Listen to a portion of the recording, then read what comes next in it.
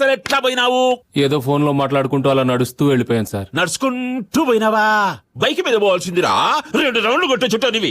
Next time వెళ్తాను sir. సిగ్గులే, ఆడపిల్లలు అడుంటే ఆడికి ఊగులాడుకుంటూ పోతాంటావా? అంటే డ్యూటీ కదా అని. ఏం డ్యూటీ? ఆడపిల్లల బాత్రూమ్ లో కూడా నీ డ్యూటీనా? సరే, అస్సలు మీరు ఎలా పోయినారా మా బాత్రూమ్ కు? ఓ, మీ బాత్రూమ్ మీరు పోతారు. వీడు కన్ఫ్యూజ్ చేసినాడు, అదానికి అట్లా అడిగినా.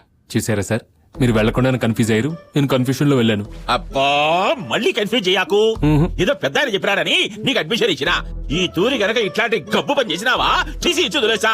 Thank you sir. యాదానికి టీసీ ఇస్తానన్నదిగా కాదు సార్, అడ్మిషన్ ఇచ్చినందుకు. చూడమ్మా, ఈ తూరి గనక ఇట్లాంటి ప్రాబ్లం వస్తే నేనే దగ్గరుండి సెంటర్ లో కూర్చొని సెటిల్ చేస్తా. సార్ ఓ, బాత్రూమ్ ప్రాబ్లం కదా, క్లాస్ రూమ్ ప్రాబ్లం అనుకున్నా. ఇన్నే ఉండి చేయాలి. ఇంకా పోండి పోండి పోండి. Okay sir. నువ్వే నాయనా